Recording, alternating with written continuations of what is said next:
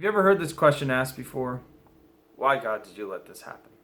I'm Chris, I'm the day-to-day apologist, and I'm going to do my best to answer that question today. So, one of the things we need to remember that when people ask that question, they're not always looking for responses. A lot of the time, they just want people to listen to them as they share their pain.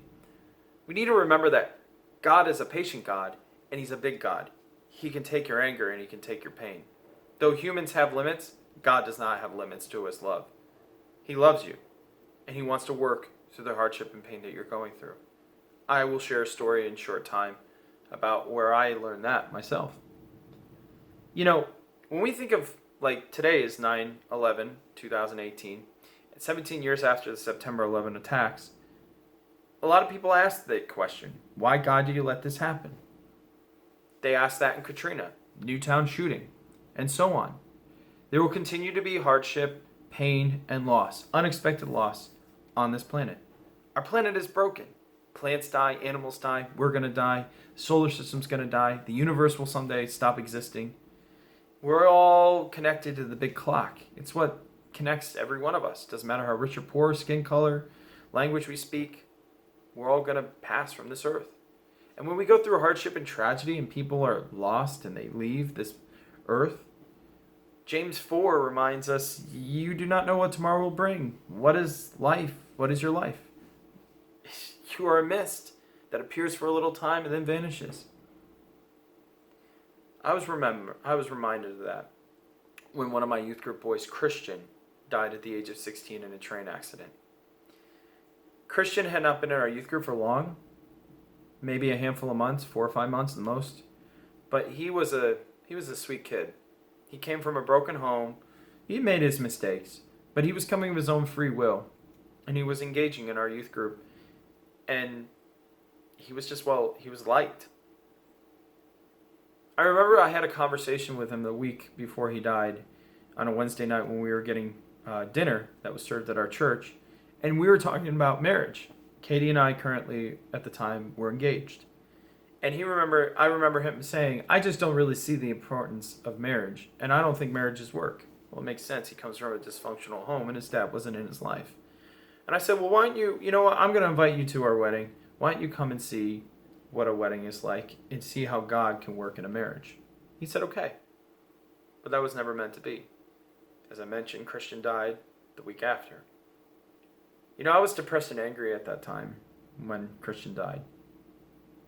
I know the Lord spoke through me through the wedding or through the funeral. I know that people said things to me, but I just felt numb.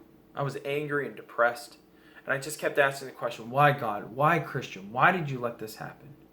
Why didn't you take my life? Let him live. Let him have a full life.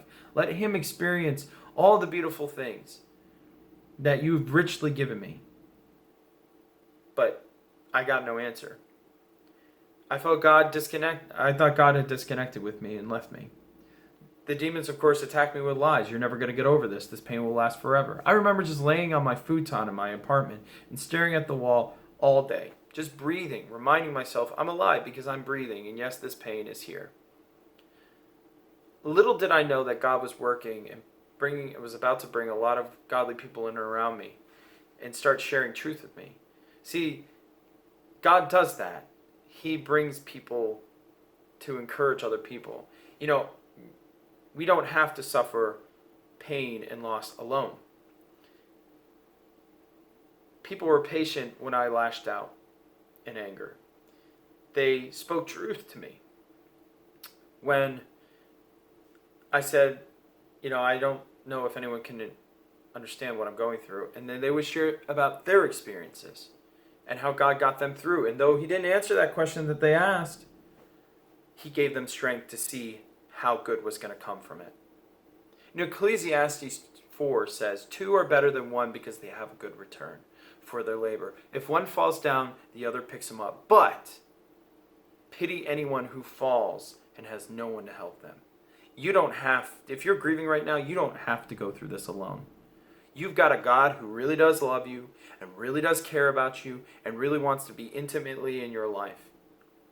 You don't have to bottle up your pain and anger. There are people in your life who really do care and really do love you. And if you say, I got no one, well, you've got this video that you're now watching. I care. The Lord asked me to do this video, and it's the Lord speaking through me. He cares.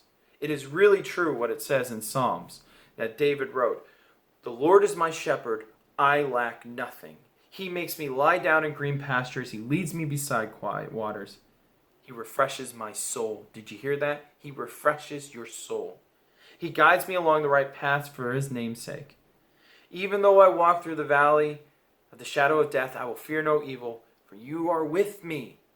My rod and my staff, you comfort me. You prepare a table before me in the presence of my enemies. You hear that, Satan?